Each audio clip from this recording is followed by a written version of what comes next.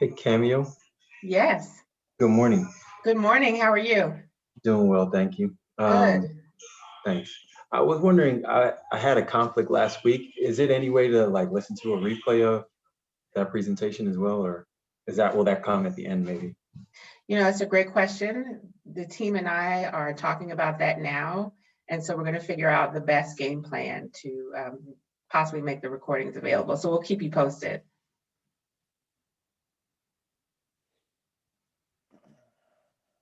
Wonderful. Well, let's go ahead and get started. Hi, everyone. Can you believe it? It's week 3 of 6.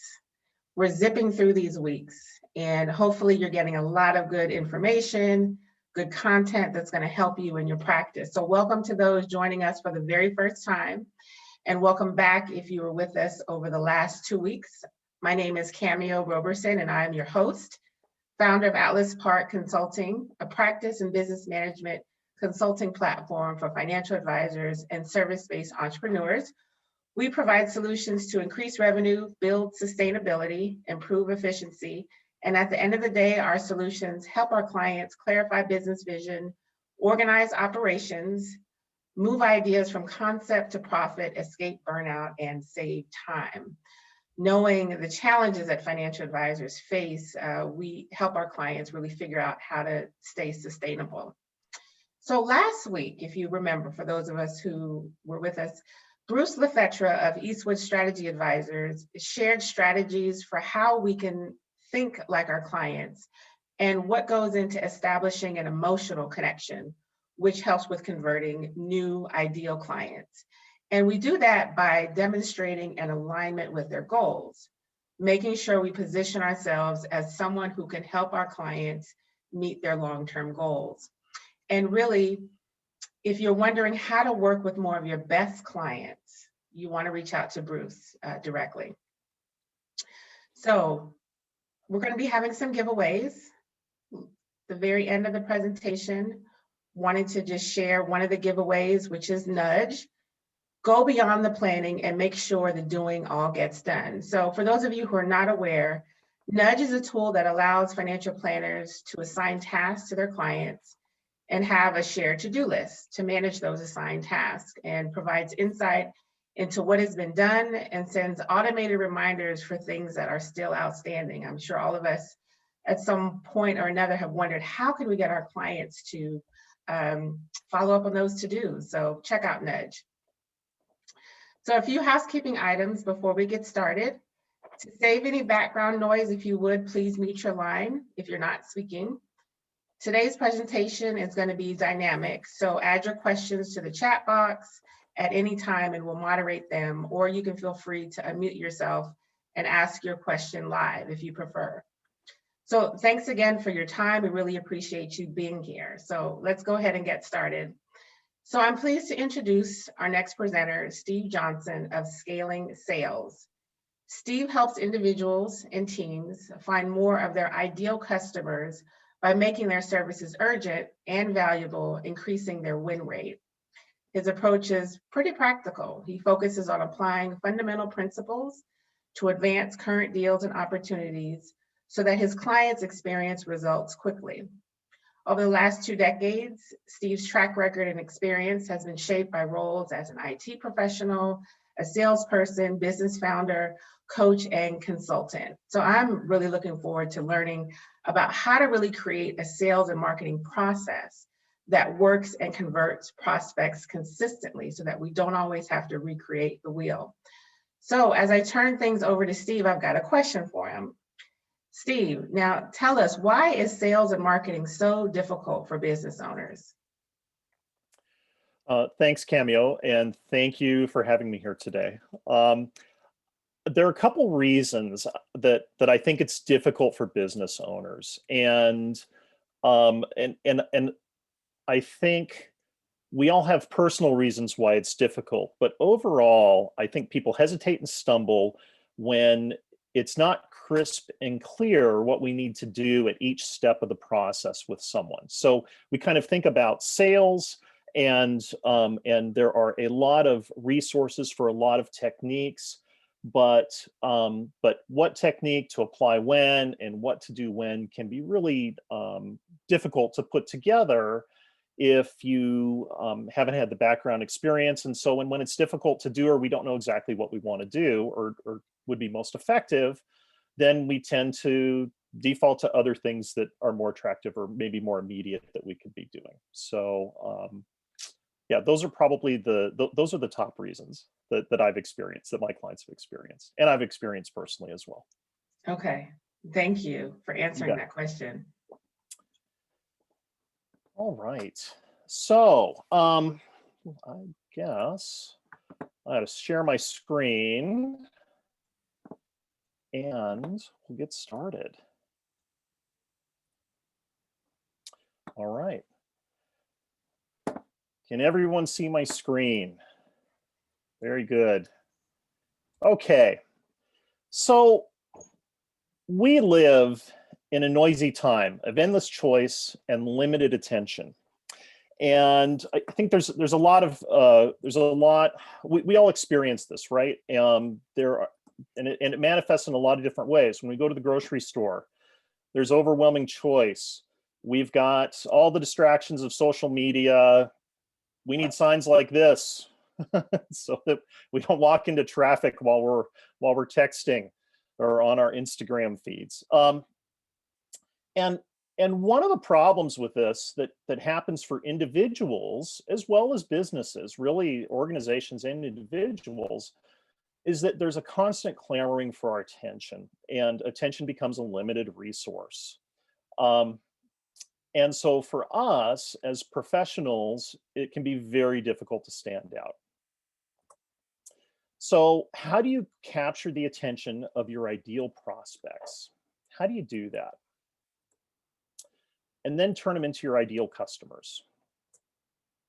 So in the next few minutes, I'll share a 3-part framework that my most successful clients use to get their prospects' attention and then turn them into new customers. And we'll, on the second half of while we're chatting today, we're going to do a couple of exercises, and you'll have a couple of tools that we'll send the PDFs out, or we'll send them out as well, so that you'll have them. You can start using them this afternoon.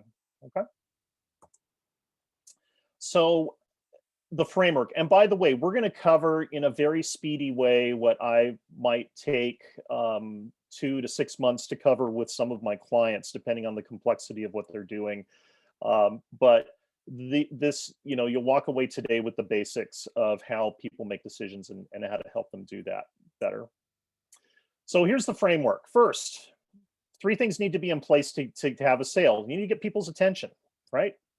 Second thing, it needs to be a good deal for them. Value's got to be greater than the cost. And the third piece is trust has to be greater than risk. Okay? So attention, value greater than cost, and trust is greater than risk. And if you have these 3 things together, and you're providing a legitimate solution to someone's problem, chances are pretty good they're going to work with you. Okay, so let's start with attention. We're going to go through each piece of the framework today. So what's attention? Well, attention is really people's problems, right? That's what we pay attention to. Ideally, we want to talk to people's top 2 or 3 problems.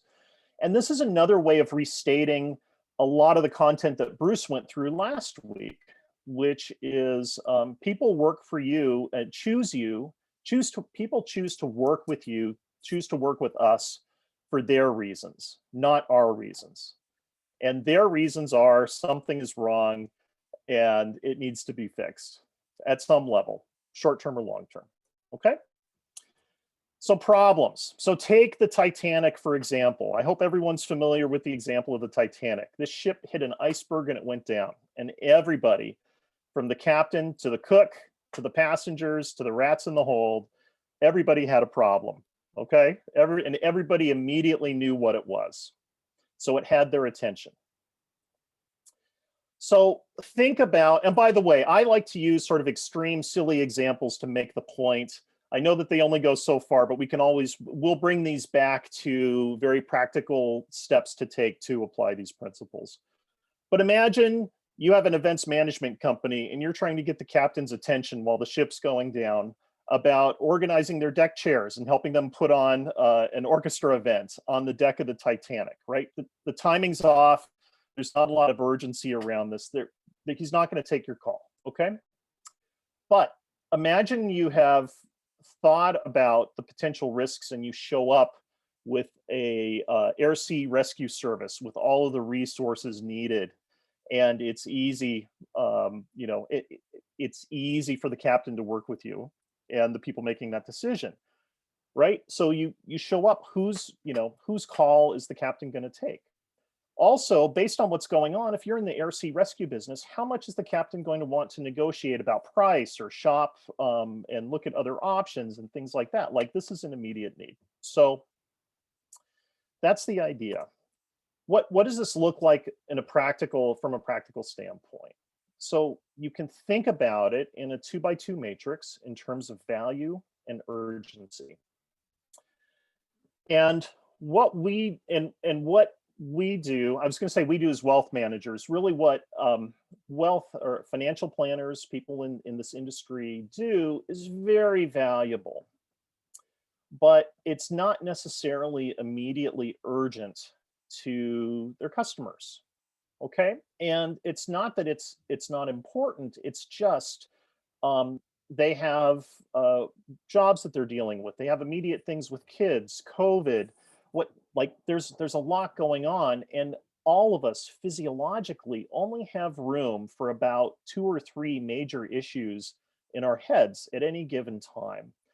And so the trick is to move from valuable, right, or just not urgent, to positioning yourself so that you are tied to one of those top 2 or 3 issues that they're trying to deal with immediately right now.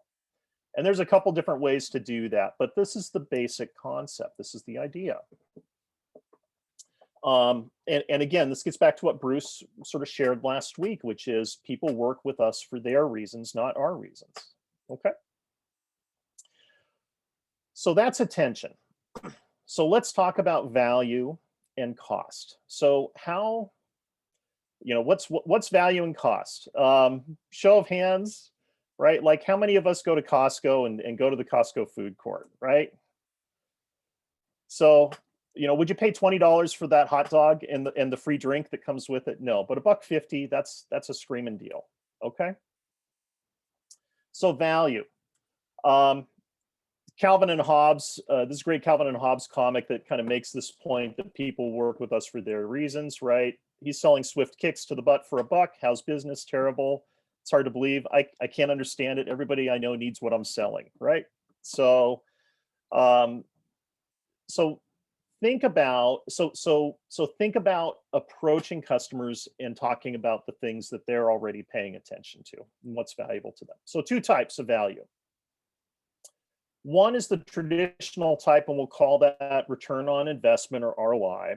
And I'm going to use a couple of stereotypical images here, but I'm going to give you, $1, and you're going to make sure that I get 10 back or 20 back, whatever that is, right? And for wealth managers, financial planners, often clients might show up initially wanting to talk about absolute return or things like that.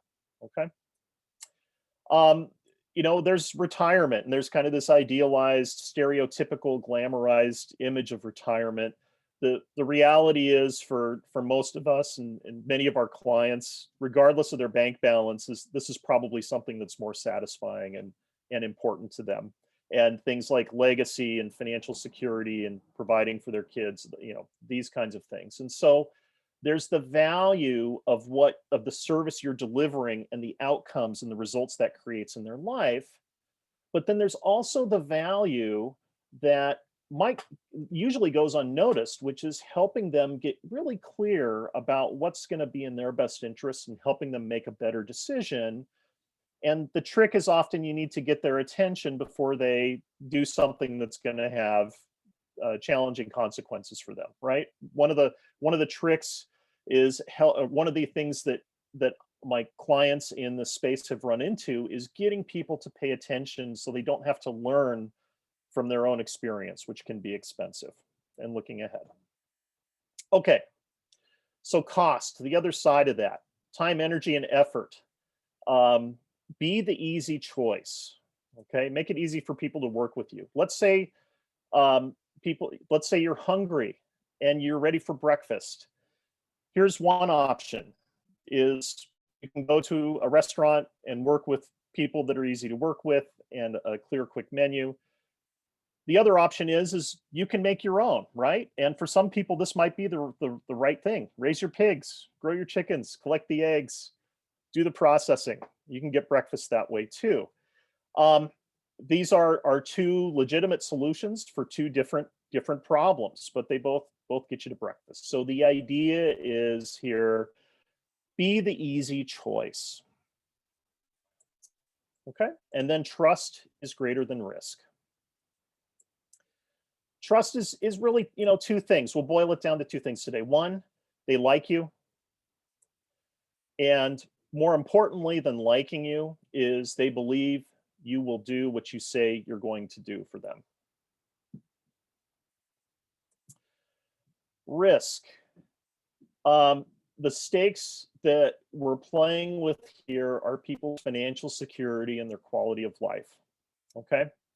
And they need to believe that this is the picture, or something that feels and looks like this is what it's going to be like working with you, right? Not like this. By the way, there are fires in both of these pictures, okay? So think about how to paint the picture for them of what a great future is going to look like. Steve. And yes. Oh, I'm sorry, not to interrupt you. I just had a quick question for you. You said something that really resonated with me. Mm-hmm. And I'm wondering, how can we position ourselves to be the easy choice? Okay. So there are there are a couple things. One is the reason we want to be the easy choice, we want to be easy to work with, is just the neuroscience shows that people default once we reach a certain level of overload with the information that's coming in, we'll default to whatever the easiest choice is to make versus what might be best for us. So how do you do this? You find ways to make it less risky to work for you. So maybe there's a maybe there's a low minimum to get started, or there's some sort of a try before you buy. We could talk about specifics, but think about the play. Maybe there's an easy sign up process. Maybe there's a very clear and simple on ramp in terms of your lead generation. And I think I'll have an example of this. We're going to do an example of LinkedIn lead generation that makes it really easy for somebody to connect with you. Those are the kinds of things that we could do. Okay, thank you. You bet. All right, so great. And actually this is a perfect time for other questions, because we're going to jump into the exercises now. So any other questions? We've sort of done a quick speed run through this 3-part framework. What are people curious about, or what questions can I answer at this point? And Cameo, I can't see my chat up because of the way the presenting view is working. Okay, I'm monitoring it for you. Great. All right. So good. So let's continue then. So sales process.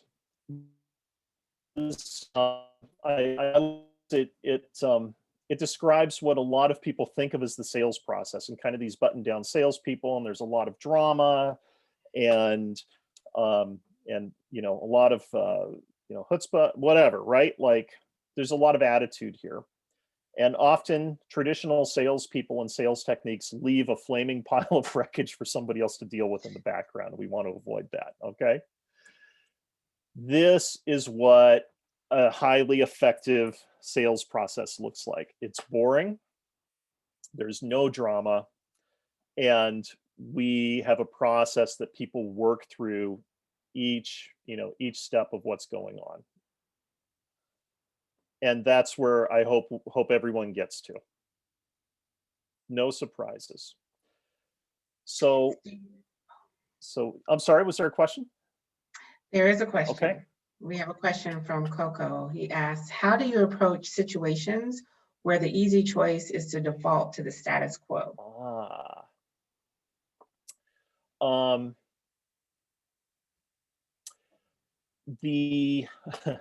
So that's very deal specific or context specific, but generally there's a default to the status quo because the cost and the risk of moving is lower than the cost of making the change. So either the cost of the risk has to go up.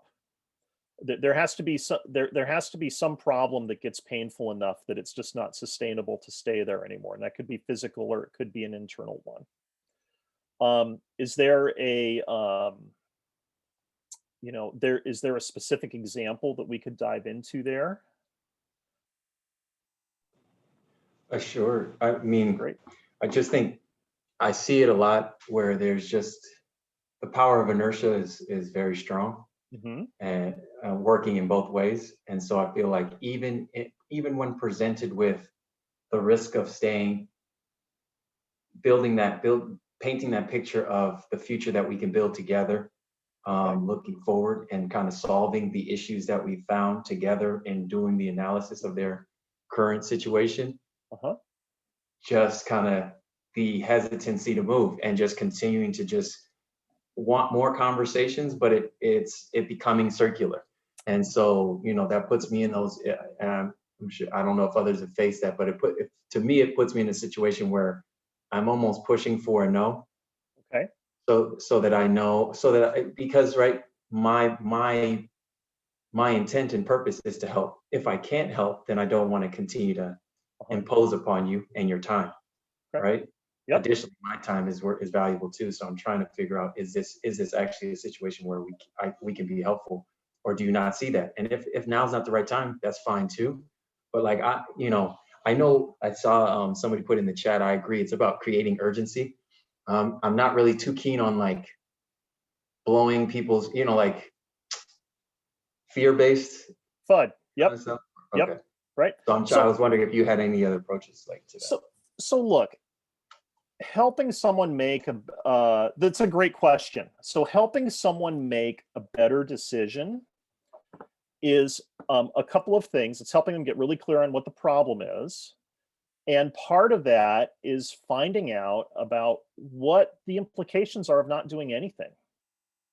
So there could be questions like, hey, so if nothing changes, what does that look like for you guys? Or, how does this impact you if things are still the same, going into the future like this? Versus, what are the kinds of things you're hoping to accomplish and where you'd like to go? The underlying issue with us as humans, again, is we've evolved we're motivated more by avoiding painful things than we are by going towards resources. It's like avoid pain is one. If you put your hand on the stove and it's on and it's hot, the most important thing is to take your hand off the stove, even if you're hungry, right? So take your hand off the stove and then go to the fridge and get the food. Don't leave your hand on the stove and go to the fridge and get the food. So if they have real legitimate milestones or goals that they're not going to accomplish by staying where they are, then that's the path, I would recommend taking them down.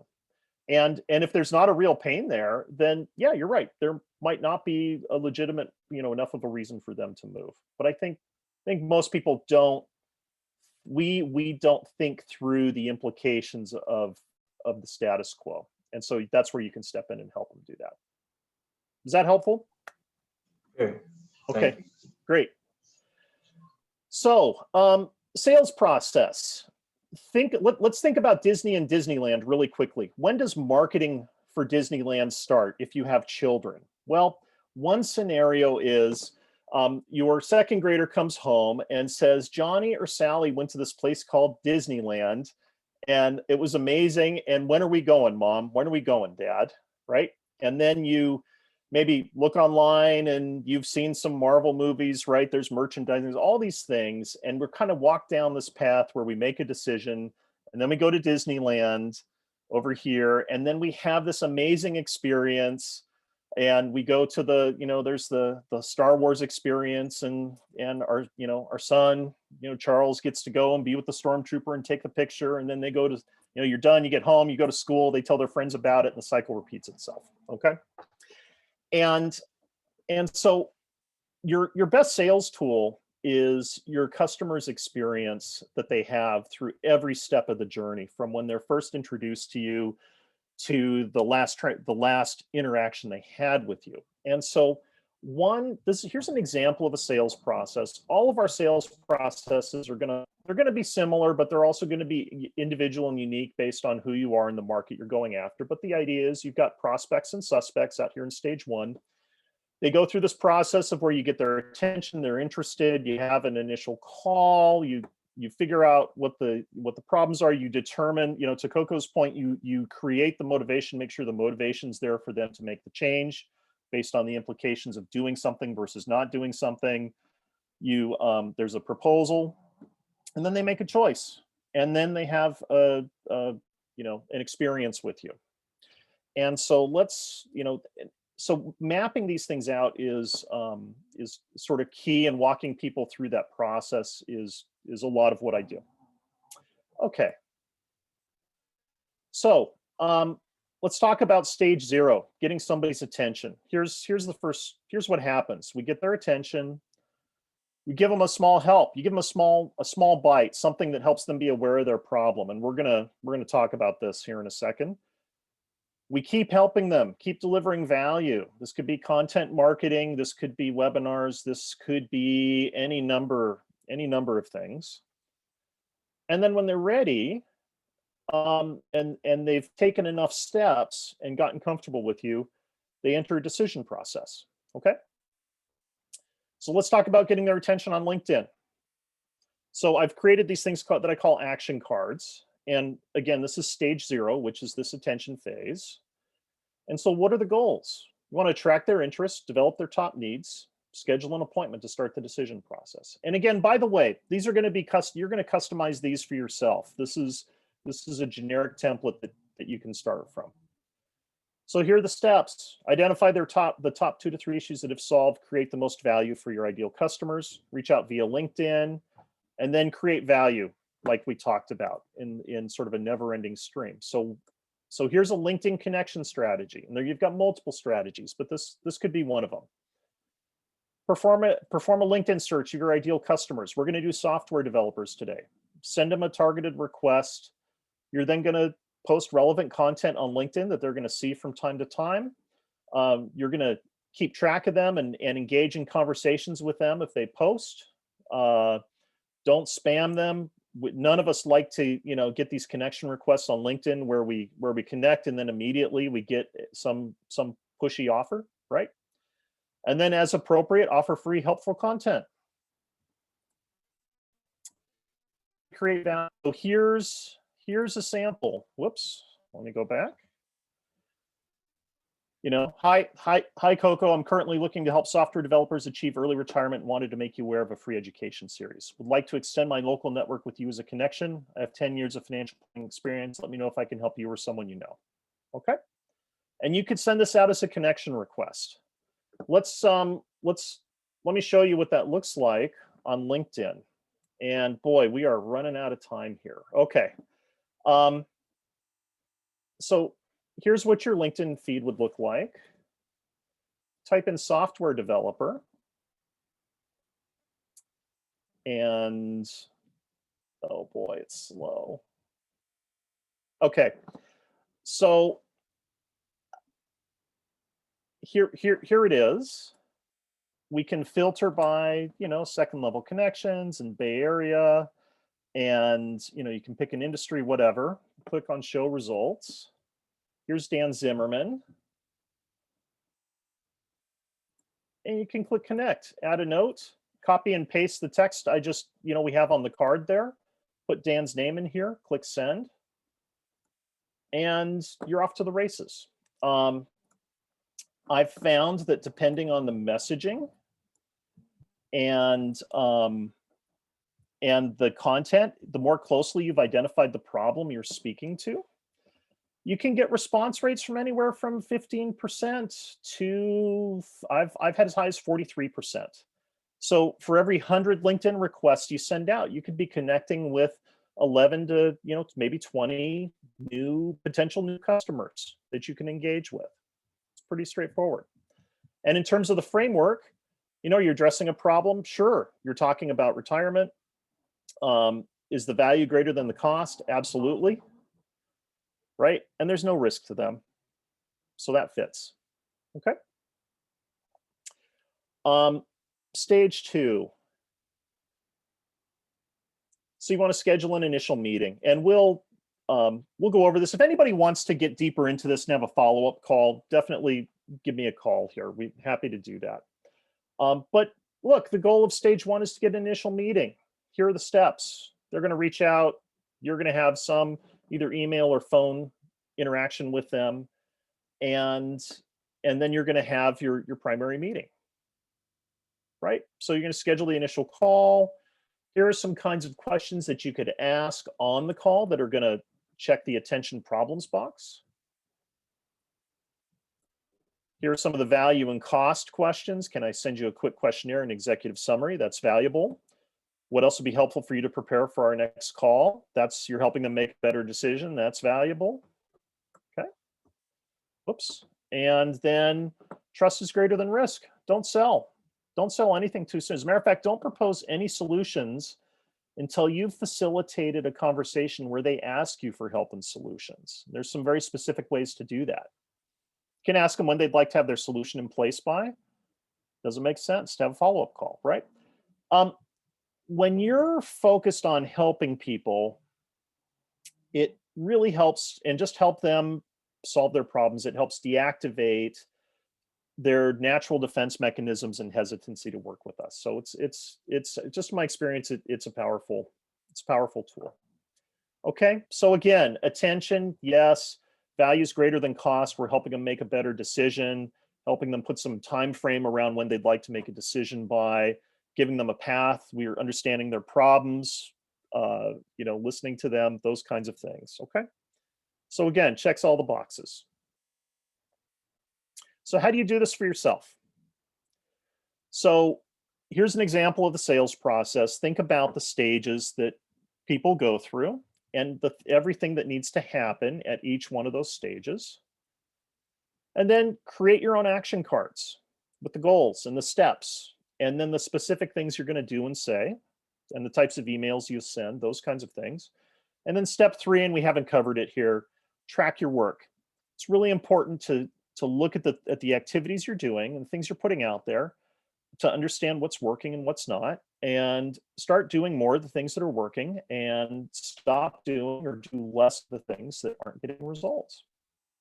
Okay. So that's it. Happy to answer any questions.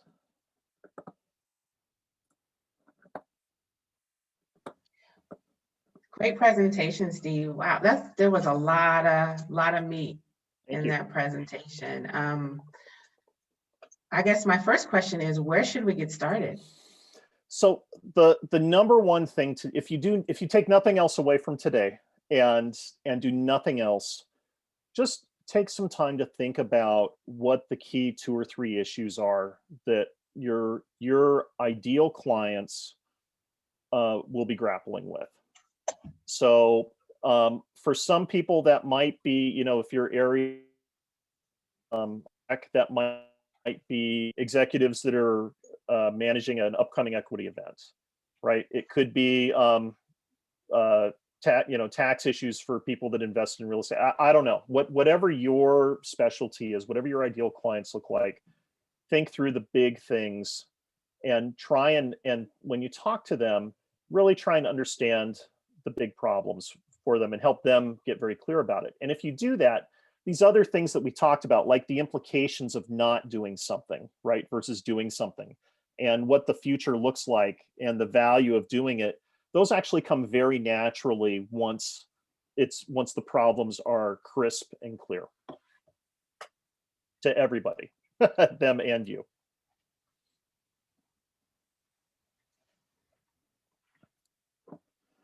Any other questions? You can feel free to unmute yourself. Diane, did you have a question? Oops, I did. I was actually typing it out. Thanks.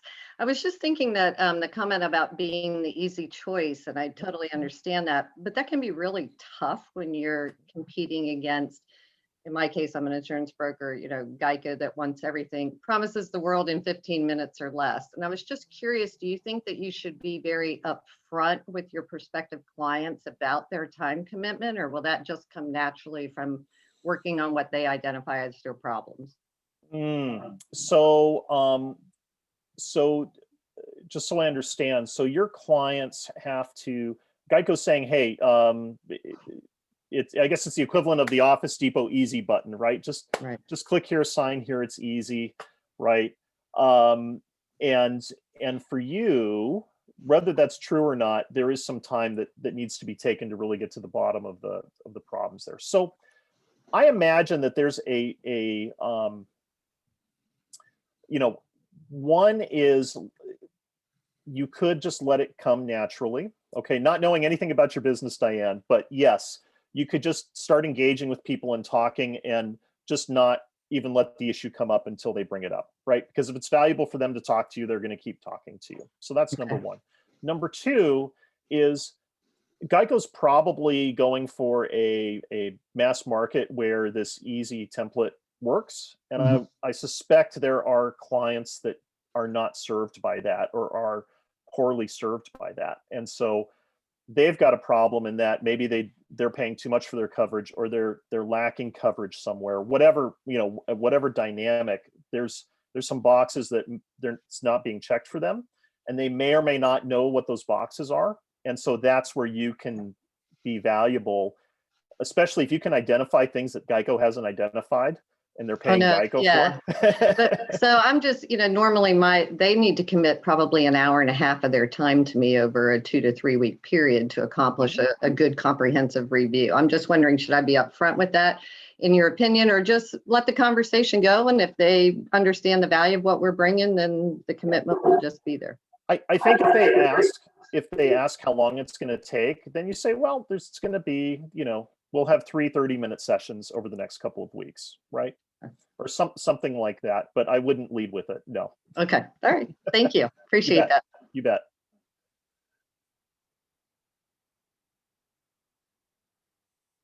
All right.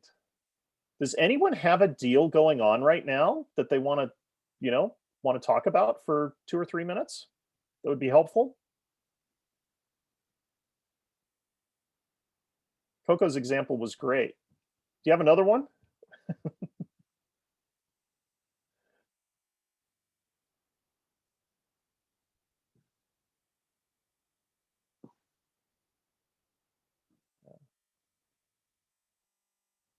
So. No other questions? Okay. All right. Great. Steve, we appreciate you sharing today. You bet. Thank you. Thanks, everyone. Thank you. Steve, that was great. Really great. Thanks. Learned a lot. Thanks, Steve. So I'm going to, before we do our giveaways, actually, I'm going to go ahead and do the giveaways now. So we have 2 winners for today. Sue Connolly, who's going to be getting access to the nudge tool that I talked about earlier. And Coco is actually going to be getting some coaching with Steve. So I will send those emails out so that you have a chance to connect and continue to ask more questions. So I'm going to turn it over to Christy, who is going to share with us a brief snippet of her presentation that's coming up next week. Thanks, Cameo. Coco, I want that ball that you're playing with.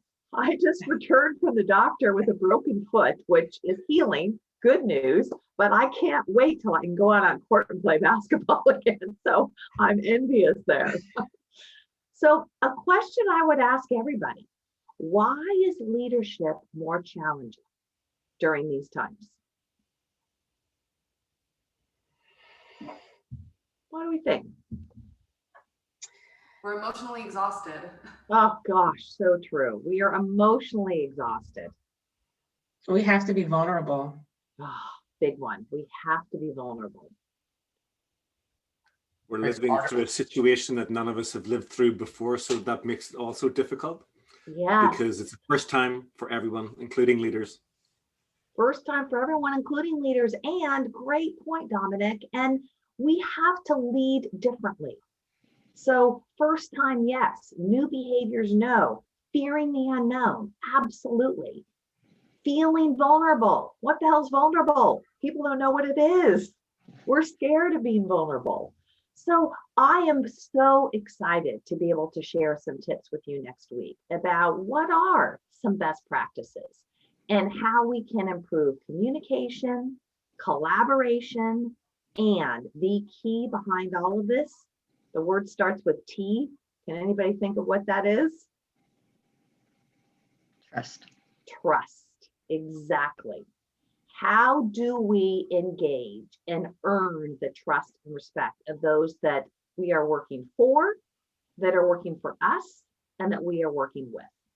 So I am so looking forward to sharing with you. I wish I had 4 hours, not 45 minutes, because I am so passionate about this subject and really look forward to learning from you, sharing with you, and really I will say come prepared to share your ideas and share your questions, because the time that we spend together next week is going to be interactive, engaging, and hopefully a little twist of fun in there too. So thank you, Cameo, for the invitation. Look forward to working with all of you next week.